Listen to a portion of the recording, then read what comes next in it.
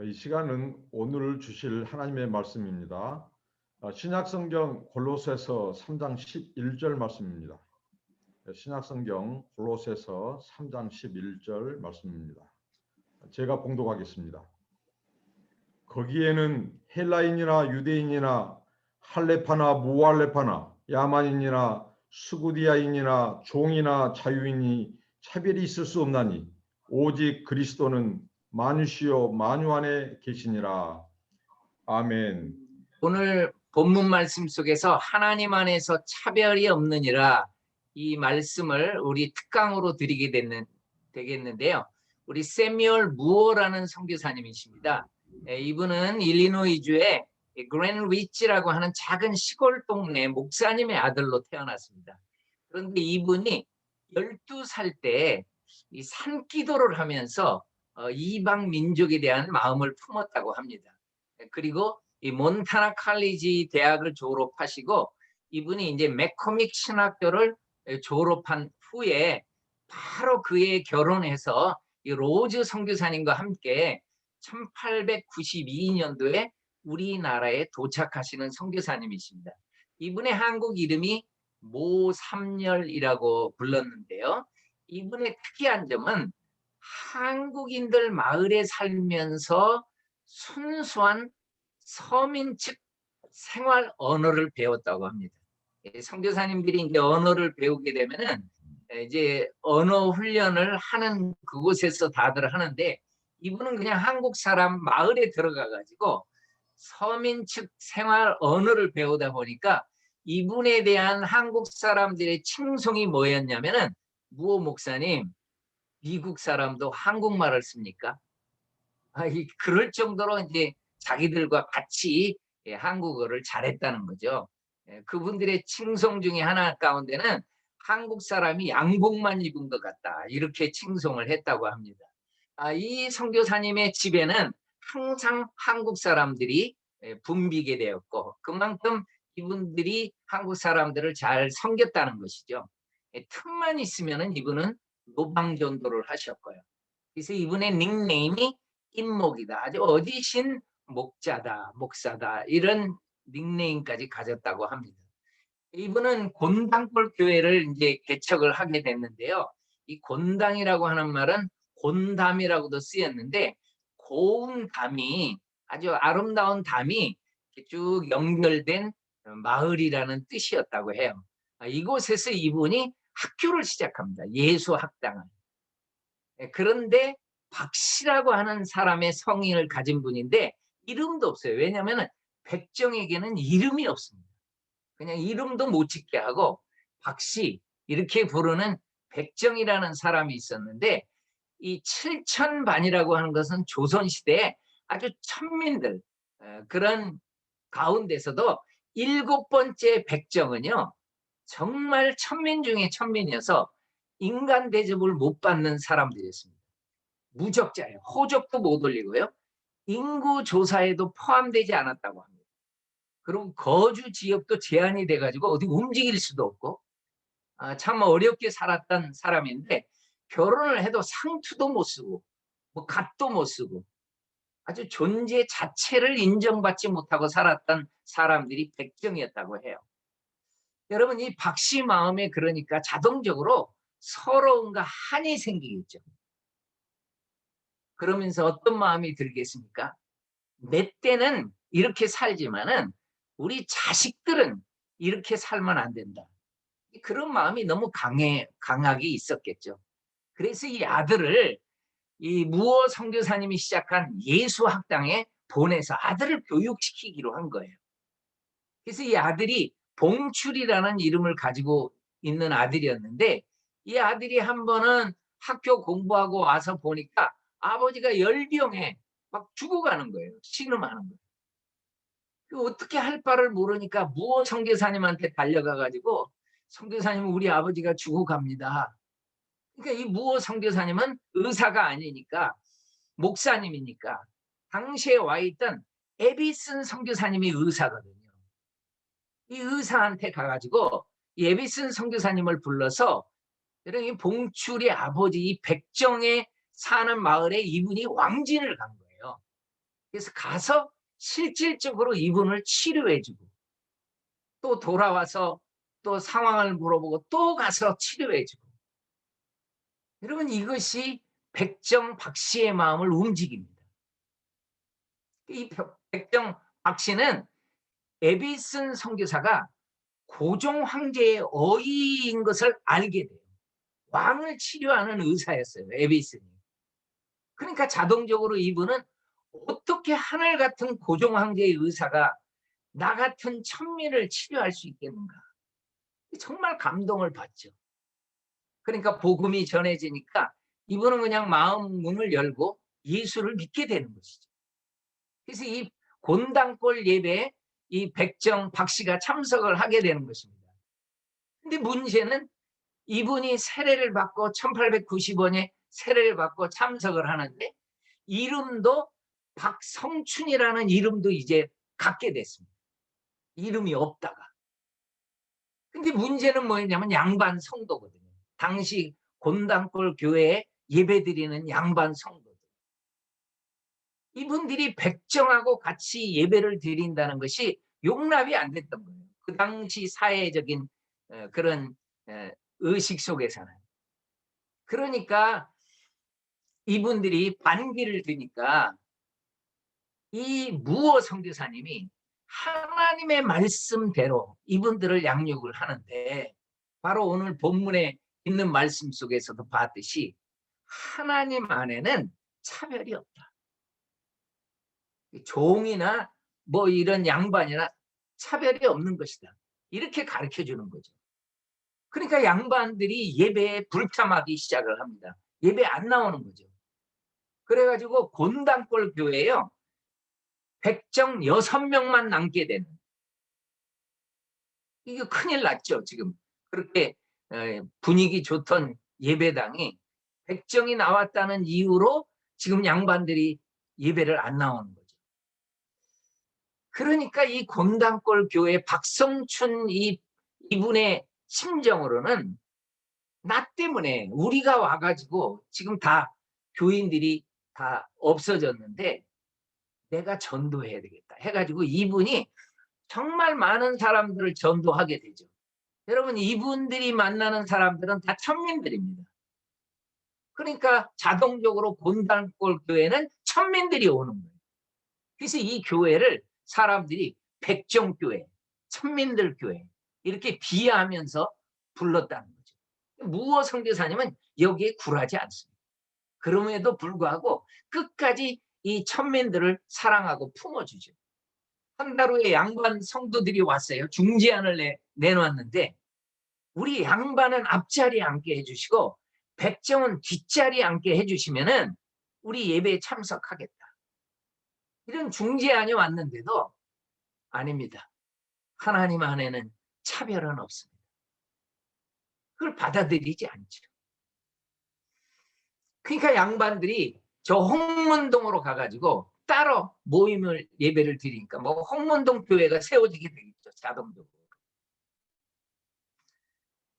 여러분, 우리나라의 조선시대의 역사를 보면은 갑오경장, 갑오개혁 이런 말이 우리가 많이 들리는데 법적으로는 신분제를 폐지했어요. 1894년도에. 그런데 실제적으로는요, 하나도 달라진 게 없었어요. 뭐 여전히 천민들이 차별받는 그런 흐름으로 나아가게 됐죠. 그러니까 이 백정들이 다른 천민들한테는, 또 어떤 천민들은 뭐 갓도 쓰고 이렇게 두루마기도 있게 했는데 백정들만 안 된다는 거예요. 백정들. 그러니까 우리 백정들도 이렇게 갓도 쓰고 두루마기도 있게 해주십시오. 탄원서를 내죠. 그리고 특별히 무어 선교사님, 더 특별한 거는 에비슨 선교사님이 이제 고종 황제를 치료하는 의사니까 이런 얘기들이 계속적으로 올라가게 되면서 이쪽에서도 법령이 공포됐으니까 전국에 방을 붙이도록 하라. 여러분, 이때 이 박성춘 씨가요, 백정마을을 막 수원까지 저쪽 경기도 위까지 막 다니면서 백정마을을 다니면서요, 방을 붙이고요, 이 백정들한테 일어서라고 얘기합니다. 여러분도 이제 우리 됐습니다. 여러분도 갓 쓰세요.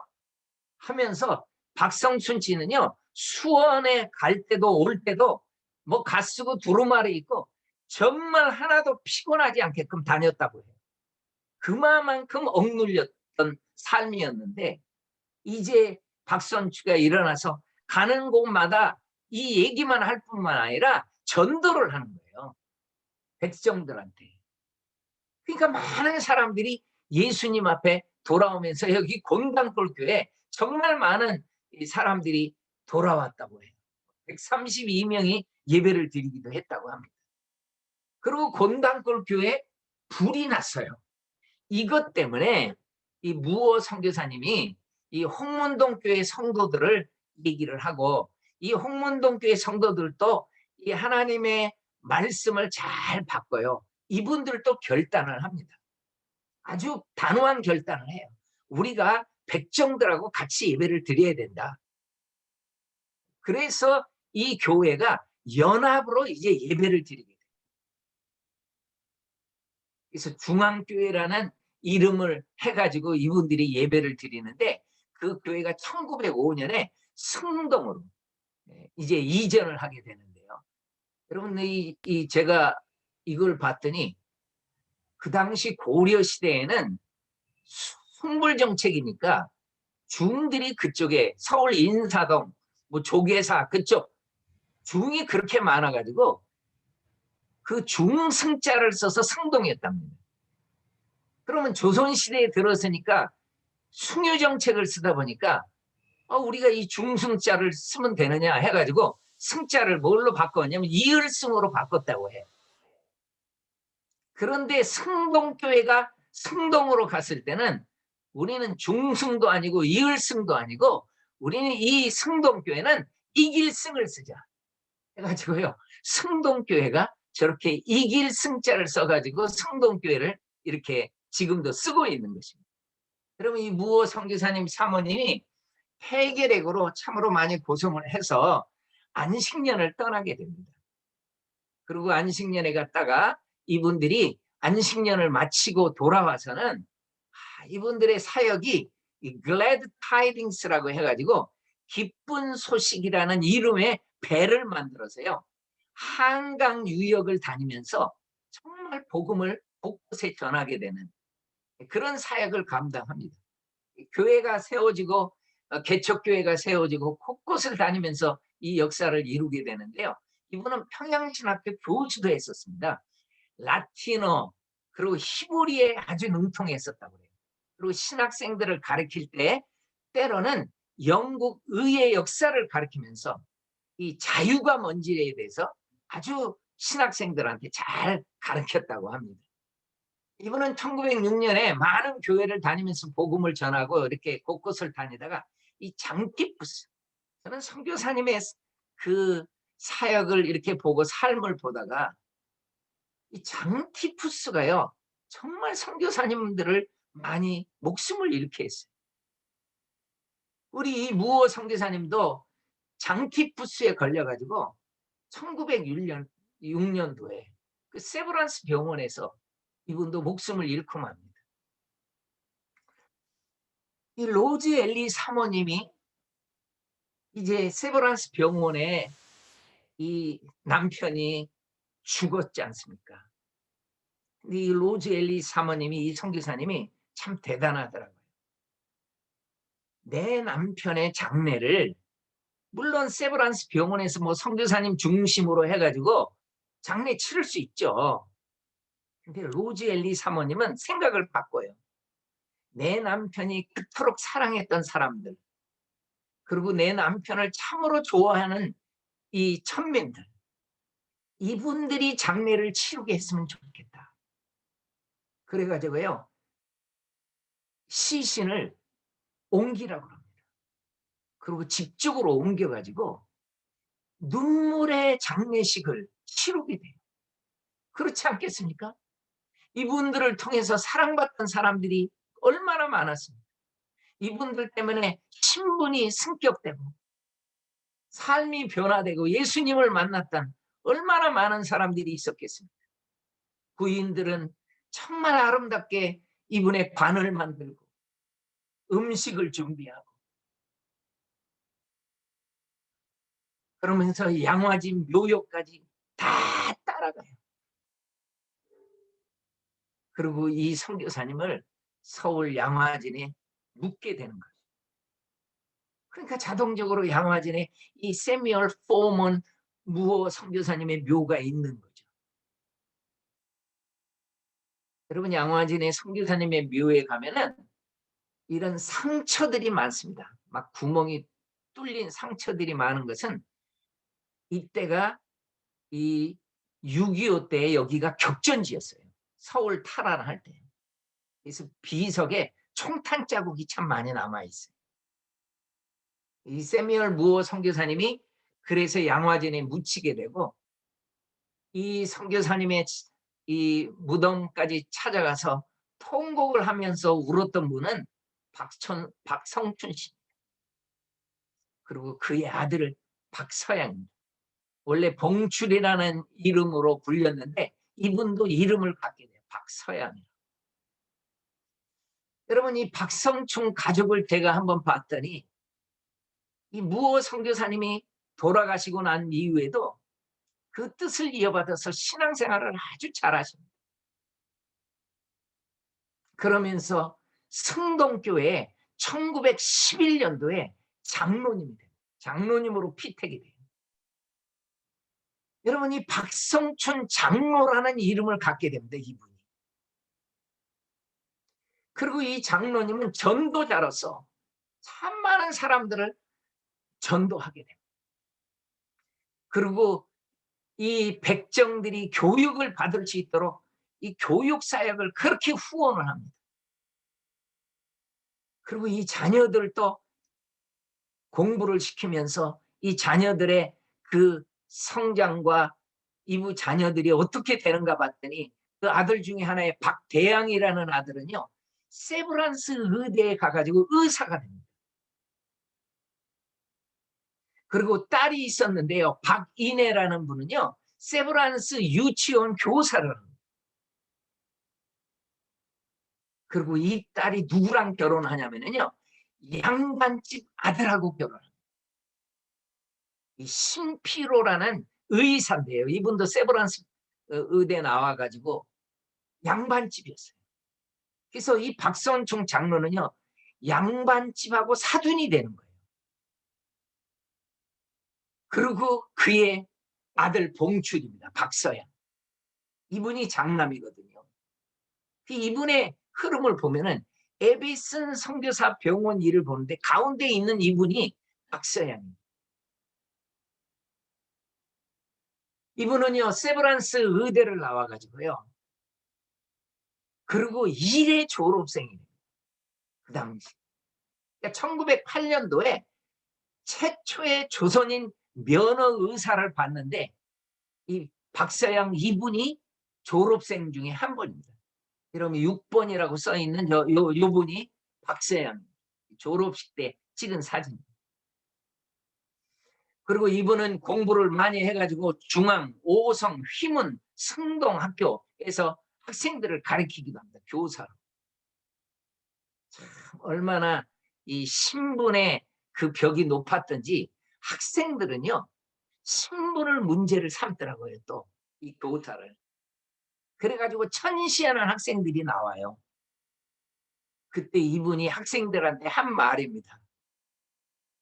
500년 묵은 백정의 피를 보지 말고 과학의 피를 보고 배우라.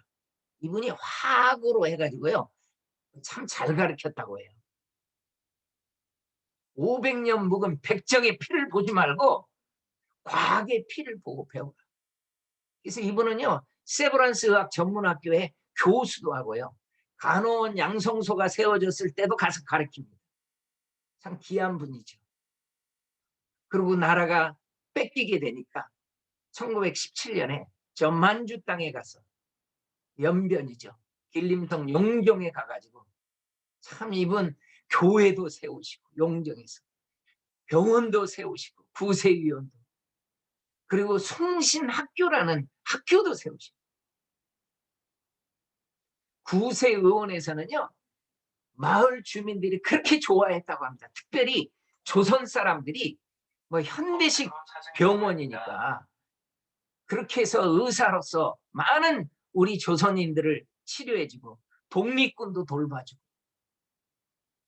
그리고 숭신학교에서는요 신분 차별을 없애고 받아들입니다. 그리고 학비가 없으면 무료로 가르쳐요. 공부 잘하면 진학까지 다 주선합니다.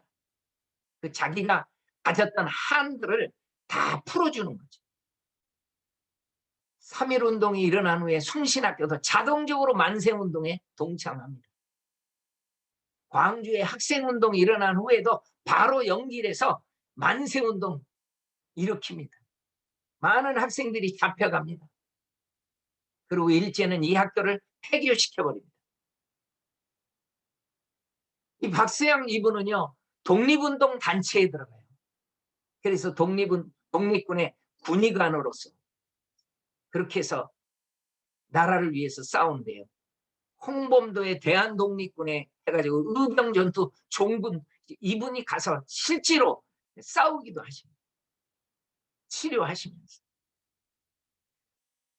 그래서 마지막까지 독립운동을 하고 1940년, 우리 해방은 45년에 됐습니다마는 고향군 자택에서, 경기도 자택에서 이분은 목숨을 잃고 말았죠.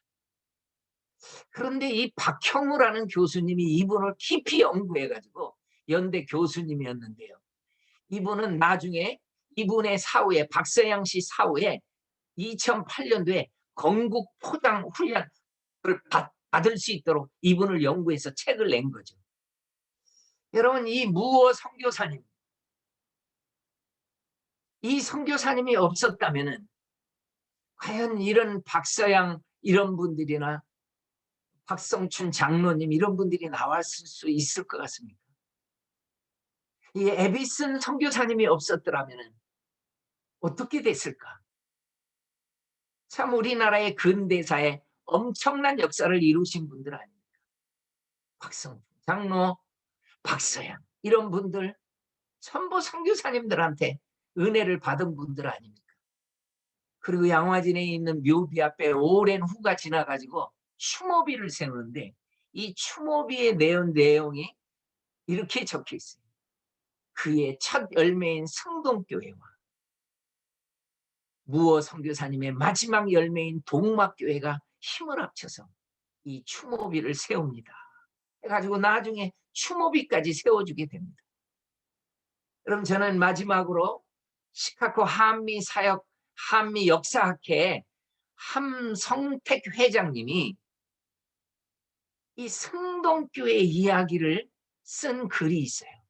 제가 참 감동이 돼가지고 이 이야기를 마지막으로 소개하고 오늘 아침 우리 수요 특강 시간을 맺겠는데요. 이분의 얘기가 이래요. 이재영 대감이 있었답니다. 왕손인데요. 왕의 이제 후손들인데요. 이분이 일사늑약이 체결되니까 그때 이 왕손들 중에 이 민영환이라는 분은 자결해 버리거든요. 제가 안국동 노타리를 학생 때 많이 그쪽으로 가면 이 민영환 씨의 동상이 서 있었어요. 이 이재영 대감은요, 그때 방랑자의 삶을 삽니다. 그냥 집을 나가버려요. 그러면서 가끔 선조들의 묘를 돌아보는데 이때 마부 한 사람을 이렇게 엄기현이라는 이 마부를 대동해서 가게 됐다고 합니다. 근데 참 감사하게도 이 엄기현 이분은 복음을 받아들여가지고 예수를 믿은 분이었어요. 그리고 이분의 직책은요, 당시에 영수라는 제도가 있었는데 영수는요 리더입니다. 리더. 아직 장로로 안수받지 않는 상태로 교육자가 없는 교회를 담당하고 이끌어가는 직분이에요. 그래서 뭐 선교사님들이나 담임 목사님이 있어도 어디를 출타하시면 이분들이 종을 치고 새벽 기도를 인도하고 그랬어요. 그러니까 장로님 직분입니다. 이분이. 그런 직책을 가졌던 하나님을 잘 믿는 사람이었어요. 그러니까 엄기현 영수가요, 이 이재영 대감한테 전도를 하는 거예요. 나으리 황송하오나 오늘부터 예수를 믿으십시오. 그리고 하나님이 세상을 이처럼 사랑해서 독생자 주셨으니까 누구든지 예수님 믿으면 영생을 얻으라고 했으니까 나으리도 예수님 믿으시면 죄사함을 받고 영생을 얻을 수 있습니다. 그러니까 이 대감이 그 얘기를 듣고요. 빈정되는 투로 예수를 믿으면 마부꾼 신세도 면하는가? 비하하면서 얘기하는 거죠. 빈정대면서. 그랬더니요. 야, 이 대답이 너무너무 이 영수님이 성령의 지혜였던 것 같아요. 뭐라고 얘기를 하냐면 저는 마부꾼 신세를 면하라고 믿는 것이 아닙니다. 저는 마부꾼 노릇을 더 잘하려고 믿습니다. 이렇게 얘기를 한 거예요. 너무너무 지혜로운 대답 아닙니까? 아버님, 이분이 뭐 칼빈의 직업 소명서를 읽어봤겠습니까? 정말 기가 막힌 대답을 한 거죠. 나으리께서 예수를 믿으시면은 제가 평생을 마부꾼으로 나으리를 모시겠습니다. 이 지혜로운 답변에요. 이 이재영 대감이요. 기독교에 대한 호기심을 갖게 되고요. 아니 이렇게 기독교가 이렇게 좋은 것인가? 이런 마음을 품었어요. 당시에. 그 마부꾼한테 내가 예수를 믿겠다 이런 말은 안 했지만은 그 좋은 마음을 품었어요. 그리고 방랑 생활을 어느 정도 적고요. 자기 서울 집에 왔더니 야 하나님께서 어떤 역사를 일으켜줬냐면은 이 집에 와봤더니 그 부인이 승동교회를 다니고 있는 거예요. 그러니까 이 이재영 대감이 이 부인이 승동교회 나가면서 뭐 항상 기도하면서 한 번은 초청을 하는 거예요. 우리 교회 사경회가 있는데 남편한테 한번 같이 가자고 한 거예요. 그래서 이재영 대감이요. 그 사경회에 나갑니다. 승동교회 참석을 해요. 그때 강사님이 누구였냐면은 길선주 목사님. 제가 선교사님의 기록들을 이렇게 보면은요. 이 길선주 목사님의 이 설교가 그렇게 잘했답니다. 아주 사람들이 길선주 목사님의 메시지에 정말 감동을 받고 회개하고 이분이 이 사경회를 인도하게 되니까 이때 이 이재영 대감이 예수님을 영접하고 예수님을 믿게 되는 거예요. 그리고 성동교회를 이제 잘 다니게 되는데요. 한 번은 성동교회 안에서 이 이기현 영수를 만나게 된 거예요. 근데 이재영 대감님이 예수님을 잘 믿었었기 때문에 이 이기현 영수를 만나가지고 바로 형님이라고 호칭을 합니다. 형님. 그러니까 내가 교회 밖에서는 왕손이지만은 교회 안에서는 그리스도 안에서 한 형제인데 제가 형님이라고 모시겠습니다. 그래가지고요 정말 이재영 대감은 이 마부꾼 엄기현 영수를 형님이라고 부르면서 깍듯이 모셨다고. 참 귀한 이야기죠. 여러분 승동교회 담임 목사님입니다. 1대 세미얼 무어죠. 2대 남장로교 7인의 개척 선교사로 와서 우리나라의 구약 성경을 대부분을 번역했던 이 천재 레이놀드 선교사님이 2대였습니다. 그리고 3대 곽한년 선교사님. 여러분 이 곽한년 선교사님도 제가 나중에 한번 이야기를 드릴 텐데 이분이 승동교회를 섬길 때가요. 1906년에서 여러분이 저분의 사진을 보면은 1924년까지 이 교회에 담임을 하고 있었어요. 그리고 1912년도에 본당이 이렇게 지어졌다고 합니다. 잘 지었죠. 이 곽한년 선교사님이 아버지가 건축자였어요. 건축. 그래서 어렸을 때부터 아버지한테 모든 걸 다 배웠답니다. 그래가지고 그 다 배운 기술로 해가지고 이 본당이 12년에 1912년에 이 본당이 이렇게 세워지게 됩니다. 당시 이 건물이 쓰면은요 주위에 초가집하고는 상대가 안 됩니다. 우뚝 쓰게 되는 거죠. 1914년에 드디어 이재영 이 대감이 예수를 믿고요 장로님이 됩니다. 이 교회 장로님이 됩니다. 그러나 여러분 우리가 아까 들었던 한 분을 기억하죠? 1911년에 장로님이 된 분이 누구죠? 그분이 박성춘 장로죠. 그러니까 이 교회 왕손의 후손이 장로님하고 백정의 후손의 장로님하고 그리고 당회가 형성이 되는 거죠. 아름답게 이제 이 교회 성동교회가 신앙생활을 하게 되는 거죠. 여러분 이재영 장로님은요. 이 선교사님들이 추천을 해가지고 신학을 추천합니다. 그래서 평양신학교에 가가지고 목사님이 돼요. 그래서 이분은 남대문교회 2대 담임 목사님을 하고요. 자기가 다녔던 성동교회에서 보세요. 1924년에서 1933년. 그러니까 클라크 목사 과관년 선교사님 다음으로 이재영 목사님이 4대째 이 교회를 이 4대 목사로 이 교회를 담임한 거예요. 여러분 이재영 목사님의 사진입니다. 이분입니다.